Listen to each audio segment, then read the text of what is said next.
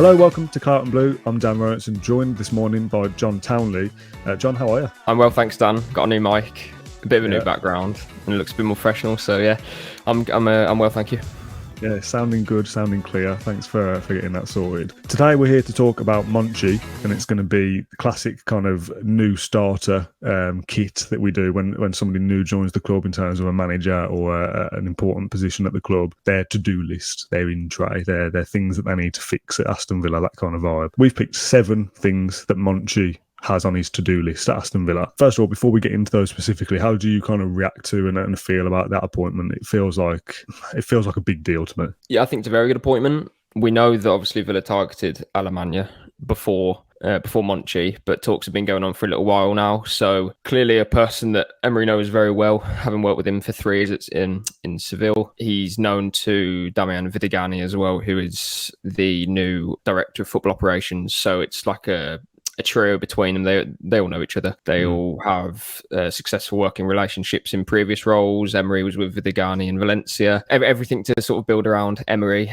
is fine by me. And according to Sawiris and the hierarchy at the club as well, that's the sort of avenue that they want to go down now. They want to back the manager. They're not going to sort of force any decisions or personnel onto him. Emery's got a big say on those football decisions, as we've seen now with Vidigani, with Monchi coming in, and that's only going to be a positive thing for Villa moving forward. So yeah, I don't think they could have had much of a better appointment from a football perspective to bring in Monchi because of the success he's had specifically with Emery. I think that's the key thing for me. Yeah. We'll go on to Roma, for example, didn't go so well, and every transfer a sporting director or a transfer specialist will make is going to be perfect, but more often than not, he's done very well, and especially, as I say, with Emery. So he can identify players for that specific coach. There's no reason why he can't do that again, to some great success with Villa. So for me, really good appointment. Before it was confirmed that it was going to be Monchi, we kind of felt like it was going to be him, and it kind of rumbled on for a week or 10 days or so. That when we did a video at Hockey Social Club a couple of weeks ago now, it was like, we won't go into it too much detail in case it doesn't happen and we get hit with the Alemania strike, that we do a whole video about him and it goes nowhere. I think I said in that you want this almost like power dynamic of your sporting director in Monchi and then your manager in Emery to be like, just let them do whatever they want. If they think something's going to work, they know each other well. Alemania and Emery, let's go for that. And I was kind of saying, let's just let them two do everything. Obviously, the Alemania thing falls through. The interesting thing with this is, like you said, that Emery and Monchi know each other and have worked together before and had success together before. So I was all on board for Emery and Alemania to go off and work this kind of dream team. And they'd not worked together before in football, as far as I'm aware. So for Monchi and Emery to go off and work together, and they've already had success already, to me, that's like, go on, lads, you've done it before, do it at Villa now. Yeah, precisely. And again, there's no suggestions that wouldn't happen again, because the way that Monchi operates, he works very closely with the head coach of the club that he's working at. So it's very important that he knows exactly what the coach needs and that they can communicate and cooperate with it. So that is a key reason for why I think this appointment is a very good one. If it was maybe a different manager and potentially, I don't know, we started Steven Gerrard and Monchi was working with Steven Gerrard, then it might have been a success, but you couldn't predict that. You want it to be a relationship where they say, I don't want to buy this player because of X, and then Emery changes his mind and says, actually, yeah, I think you're correct. That sort of thing. You don't want Emery just to say, I want this player, and Monchi says, oh, yeah, sure, and gives into it. Yes, man. Yeah, exactly that. Just on Alemania and Monchi, that from the outside anyway, they seem to be two very different sort of sporting directors, if that makes sense. And I know the role is a president of football operations, but in the roles that they've had previously at clubs. So it's interesting how that dynamic sort of played out. Monchi's role is going to be identifying players and working with Emery to find the right players and get deals done. Alemania's role at Barcelona was different. Listen, Emery's got his man that he wanted after Alemania, and someone that I think does a specific role better than Alemania anyway. Just a bit of an interesting sort of quirk, I think. Let's get into the to-do list then. I mean, we already started talking about kind of the structure there, and that will be one of the things on the list, and we'll leave that till later in the show. Number one then, and again, when we did the video that you did at my house here, and we did the 5 steps for Unai Emery to get into European football, it was very much like, well, this is the title I've got as we record it. By the time I come to edit it, I might change it and word it slightly differently. So this is what we've got as of right now. So number one, help give Unai Emery the tools he needs is what we've got as the first task on his to-do list. Now, obviously that is signing players, and we'll come to that in a little bit, but it's almost just kind of because they've worked together before and they know each other. Emery's the main man, isn't he? We've talked about this before on the podcast in our last video. So enable him is Monchi's job to an effect. And yes, that comes down to players, but also support and having the kind of right infrastructure around him. And we all know that Unai Emery is an elite coach and can hopefully do big things with Aston Villa and win trophies and be successful and whatnot. But he needs to have the right people around him to help him do that. And Monchi's first job is to help enable Emery and give him the tools to be successful here. Yeah, and that kind of follows on the conversation that we were having a couple of weeks ago about Emery, for everything that he is, and because he's an elite manager, that doesn't give him the divine right to come into a club and suddenly just work magic. It doesn't work like that. He needs foundations in place to do it, and that's probably half the reason why he came to Villa in the first place, because he saw a set of players who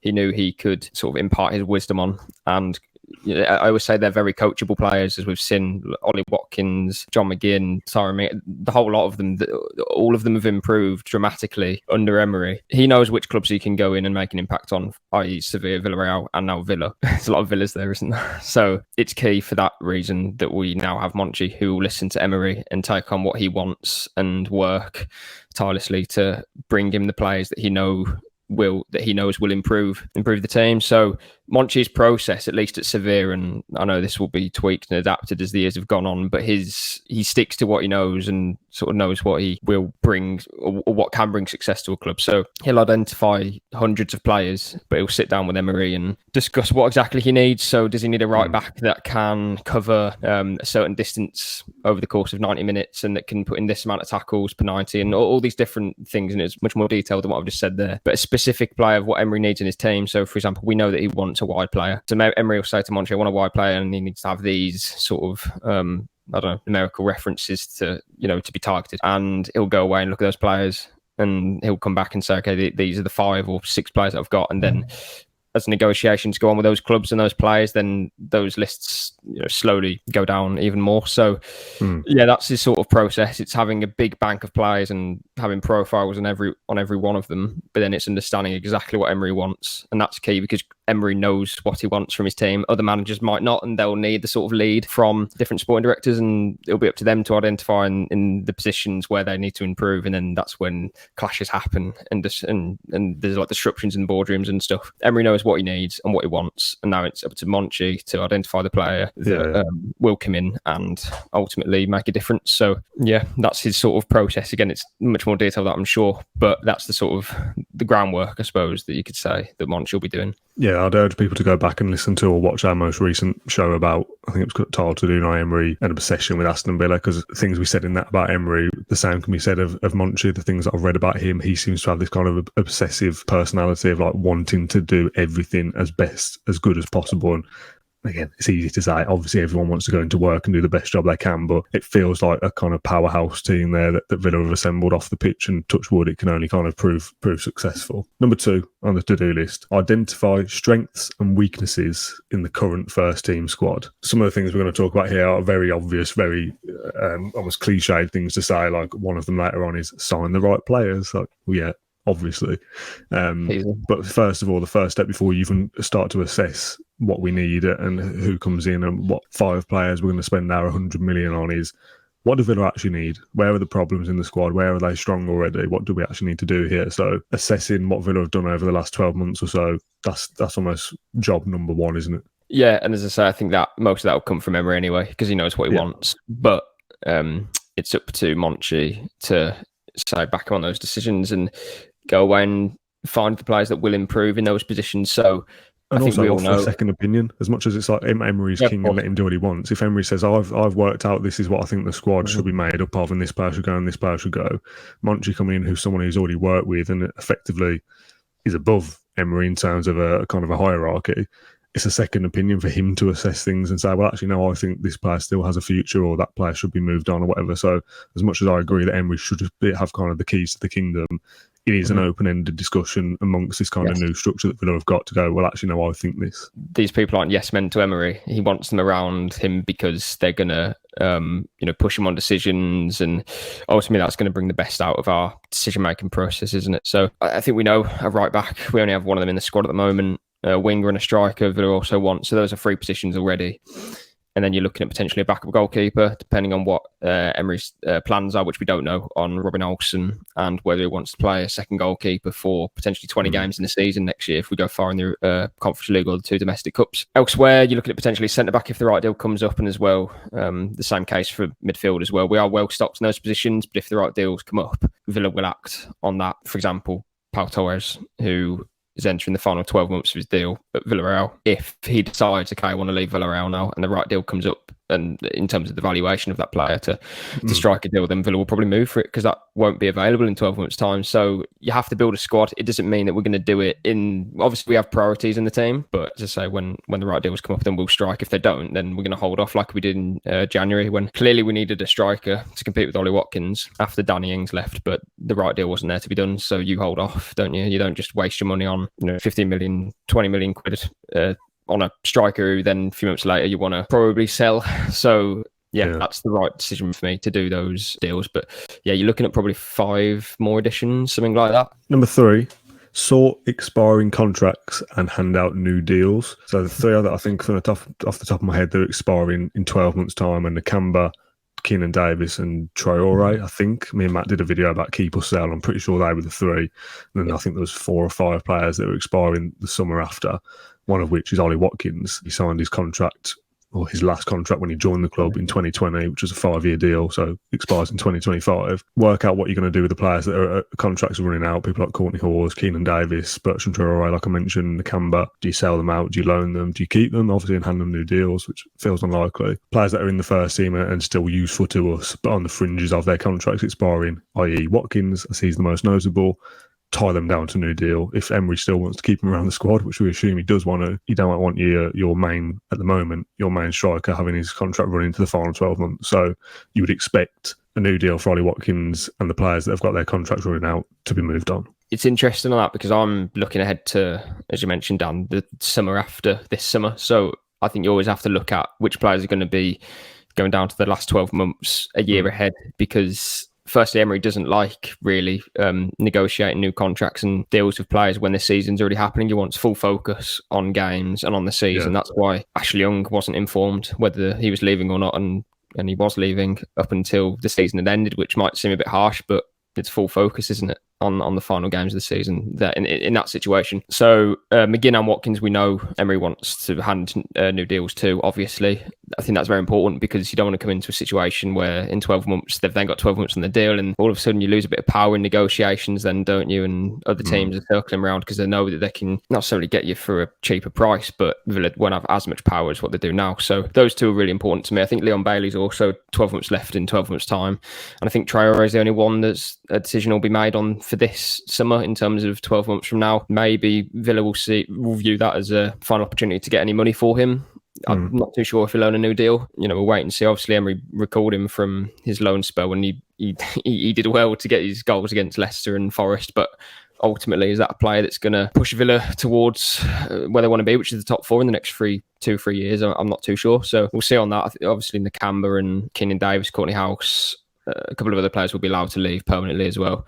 So yeah, we'll see what happens there. But I think that's crucial for me, Watkins and McGinn, especially Watkins, because both of them. But just on Watkins, we know that United have been monitoring him for the last few months as well, because they've got a bit of a striker crisis, and they're being priced out of a lot of deals for Osimhen, Harry Kane, other players as well. So they view Watkins as a cheaper alternative. Of course, he's not going to be cheap, and his price would be in excess of 50 million for United, who are trying to get that. Is it Rasmus Højlund from Atalanta? I think he's north of 60 plus as well. So Ten Hag wants a striker who's going to score goals in the Premier League, and we know Watkins does that, and he gives it a lot more as well. So potentially want to keep an eye on, but again, Villa are in a really good position, and Watkins is in talks to sign a new deal anyway. So by no means am I suggesting anything, but I'm just saying that those players have got interest. If Watkins scores near 20 goals next season and has 12 months on his deal, that's an issue, because then you've got clubs who are going to be in the Champions League looking at him, as an England international, what he gives off the ball. And so hopefully those talks will go well, and Villa will be announcing those deals hopefully before pre-season starts, because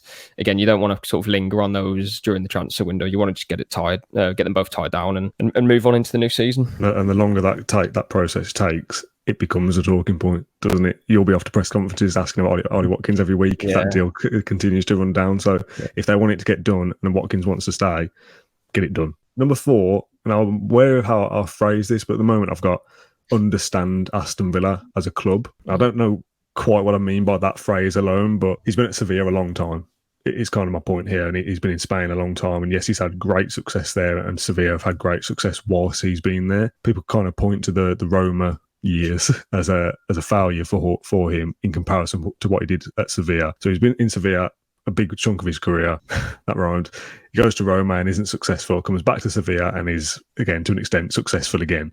So it's, can he do it outside of Spain is probably the argument. So coming to the Premier League for a big club at Aston Villa with pressure of, we want to have aspirations to get into the top 6 and eventually the top 4, winning trophies, yada, yada, yada. He's got to kind of adjust to a new culture, I guess, and a new workplace, a new environment, a new setup. So it's all well and good. Again, I don't want to kind of diminish his career down to this, but it's all well and good having success in Spain. He's now got to find how to translate that success into a different football club, because Roma, you can't deny that it didn't work out. It can't be that he goes now to his CV and it doesn't work out at Villa either, and he can only do it in Spain. So he needs to kind of adapt to the Premier League, I suppose, is a better phrase than understand Aston Villa. Yeah, and that's why I think working specifically with Emery is a massive bonus, and probably something that he viewed as, well, if Emery wasn't there, I don't think I'd leave, because he's probably been burnt by Roma a little bit. The reason why he thought it didn't work out at Roma was literally that point of not understanding the club. So a quote that he said was, the big mistake was that I had little understanding of what Roma was, what it represented for the city, the fans and the press. When I realised that, it was already too late, and he said that 95% of the responsibility was his. There were some poor decisions made in the transfer market during his time there, and he completely admits it. So working with Emery will be a big benefit for him, because he really knows the manager. He knows how he works. Where the issue in terms of adapting to that new club or new league would come is that he's now going to have to identify players who can play in the Premier League. And I don't want to sound, I don't know what the right word is, but for example, Alex Moreno comes in and is already playing like one of the best left backs in the Premier League. That argument might not hold up, but then it will in other cases. So we need to get that recruitment spot on. But again, I think that's where Emery, having experience of the Premier League and knowing what he needs, that will help. Monchi's not coming in and working, as I say, with a manager that he doesn't know, or with a group of staff members that he's completely sort of unaware of how they work, and it's going to take a whole transfer window for them to sort of get to know each other. Hopefully it's something that they can pick up right away, and he starts work in July, and I'd expect him to be like literally starting work from the 1st of July, if that makes sense, whereas Alemania would have been different. I don't think we would have really had, or he would have had much of an impact in terms of the transfer window. Yeah, and also as much as he's kind of the things you read about him as being this like football obsessive and will and drive to be the best ever, yes, he will officially start work from July 1st when his contract expires from Sevilla and takes over Aston Villa or whatever. But you're telling me that this guy is obsessed with football and knows Emery and wants to be in the Premier League and be successful, isn't already at least thinking about potential signings and looking at the squad and stuff like in his spare time. Like, yes, he might not officially start till July the 1st, but come on, it's 20th of June now. Like, if that was me, I'd be going, I can't wait to get over there. Like, I'm going to look at everyone, I'm going to watch games back, I'm going to do this, I'm going to do that. So I want this guy like running the place from day one. Number 5 is sign the right players, and I put brackets. Controversial. It's like, yeah, I know, like, what do we even say here? But it's difficult, isn't it? A sporting director or whatever, president of football operations or whatever, he's going to be judged on what players he brings to Aston Villa and Unai Emery and how many of them are successful. If on his watch we sign 10 players over the course of however many seasons, I'm not saying this window, and 9 of them are successful to the first team or make Villa money or whatever, you'd say, yes, he's done a great job and he's allowed to get 1 or 2 wrong. It's a very easy and obvious thing to say. It's almost like for a football manager saying win games. For someone who's involved in transfers, sign the right players is an obvious thing to say, but in the high pressure environment that is the Premier League and Aston Villa wanting to be successful, we can't afford to have him make the mistakes he made at Roma. It's like an overriding point of Villa have to get their recruitment correct to get anywhere near the Champions League, and yeah, of course, we've done extremely well or Emery's done extremely well, as of the players, but to have the impact that he's had since taking over, that again, he couldn't do that with any players. So I think it's positive for a start that he's clearly got a group that are willing to play in his way and have performed in that way too, which is great. But you always have to adapt and overcome. That sounds like a motivational speech. You always have to adapt and overcome different tests in the Premier League, and teams are always going to improve and teams will always work you out as well. And Emery will be very much aware of that. So it's about adapting the way you play for different games. It's about having the right players that you can call on to do just that. And that's why it's so important that Villa's recruitment is basically spot on from now until, they get around those positions. And Villa won't be competing for the top four without 4 or 5 very, they don't have to be star names if they all have the impact that Alex Moreno has had. And, in that sense, then they'll be around those positions. I don't doubt it, because we've seen the impact that he can have over the course of 25 games. We'll see how it impacts us in European competitions. But again, with Emery, for me, I think the way that he prepares for games and the way that his players have, say, sort of taken to his ideas, I can't see a huge drop-off in terms of results or performances in the league anyway. The only doubt would be fitness, but they're professional footballers and I'm sure they could play twice every week or maybe even 3 times. Yeah, recruitment is key. That's the one hurdle. Well, there's a few hurdles, but that's the key hurdle that Villa have to get over to get near the Champions League. And if they do get it right, they'll be competing for it. So that's how important it is, and that's how much of an important role Monchi has, because if Villa are anywhere near the Champions League in the next 3-4 years, which is the aim, Monchi will still be here, of course, and he'd have played a key role. So the position he has is extremely important. He'll be backed by the owners to make the right decisions, and he'll be given money to spend. So as long as him and Emery can work out between them, then hopefully Villa are only going in one direction. The penultimate job on Monchi's to-do list is hatch a plan for the under-21s in terms of sending them out on loan, who stays around, and that's not purely Monchi's role or decision in some aspects. I know that Mile Jedinak was there as a lone player development coach, thanks to a quick Google, and Adam Henshall as well, who I think turned down a role at Stoke recently as head of emerging talents and loans. So it's their remit to look after those players. But obviously Monchi, again, in the hierarchy, is the guy at the top, so he's got a hand in that task as well. A lot of promising youth players at Aston Villa, whether it's for Aston Villa in the Premier League in the top 6, or whether it's to create footballers in the Football League and to go on and have good careers. There is talent in amongst the youth ranks at Aston Villa. So it's working out what to do with them, who's going to come into the first team and have an impact and work with Emery, who's not at the level to make the cut in the top half of the Premier League and will be loaned out but keep an eye on, and who is unfortunately surplus to requirements. There's talent there that needs to be managed, I guess. And like I said, it's not purely Monchi's decision because we've got people in place at the club to look after the loanees and the youth players. But again, something to be wary of on his kind of introduction to the club, I guess. I think the main crossover is those players who are on the fringes of the first team, or when they return to Baltimore for pre-season, they won't be expecting to be training with the under 21s because you've got a group of 18, 19-year-olds to do that now. So your likes of Cameron Archer, Timo Rubenham, Jaden Philogene, Kane Kessler, who that's an interesting one because he's obviously been playing for the Premier League 2 side after coming back from Huddersfield. Didn't make an appearance even on the bench, in the Premier League games after coming back from Huddersfield. So that's a weird one, especially as, Ashley Young was there and Matty Cash were both there for the right back situation. But I know Cash was injured a couple of times and he still didn't make the bench. So yeah, strange one than that. Jaden Philogene, we know Stoke have a firm interest in signing him in the summer. That could get done. And again, he'd be allowed to leave. Cameron Archer, obviously we don't know yet.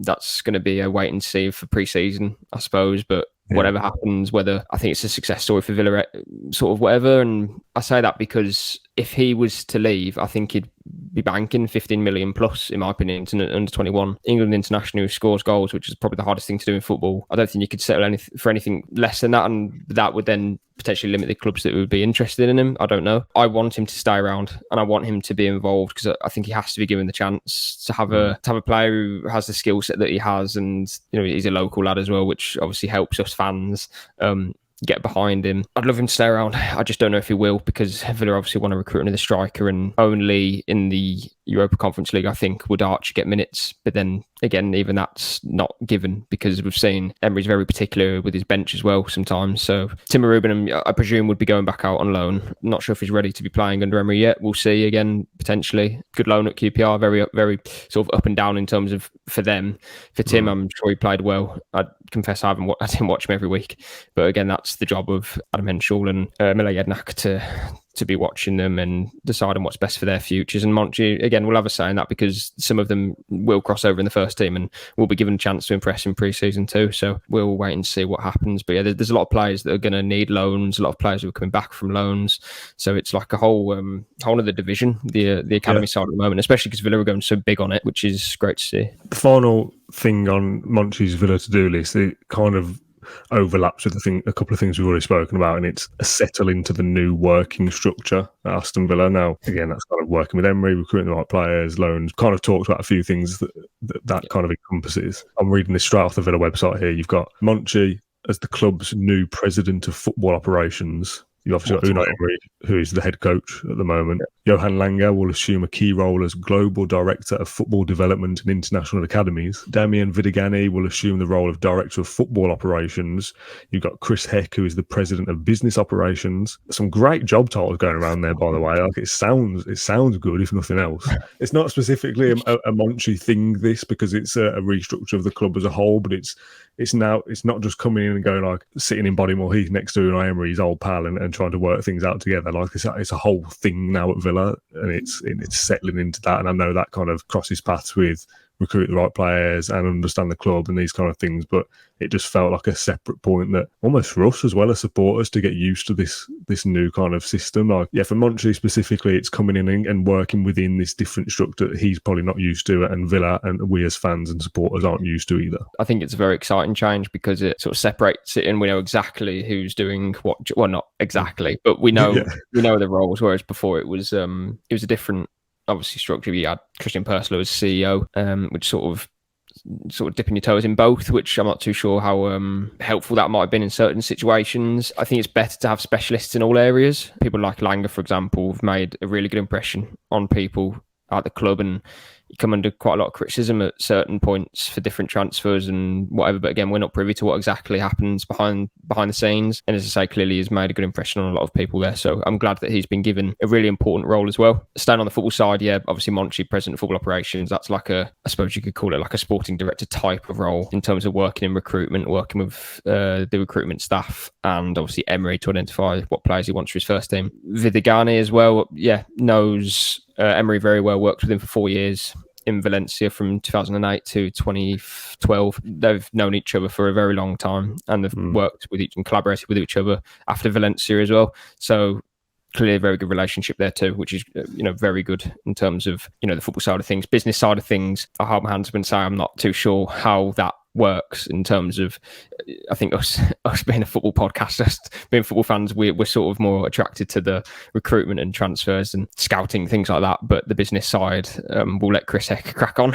with what looks like a really interesting job as well, president of business operations. And again, there's not a whole lot of detail we can go into there, but I'm sure he's the right man for the job, considering the work and the job that he did at, is it the 76ers? There's a lot of numbers in American football and American sports. I don't think it's American football that franchises. So I'll stop talking about Chris Heck's business operations now.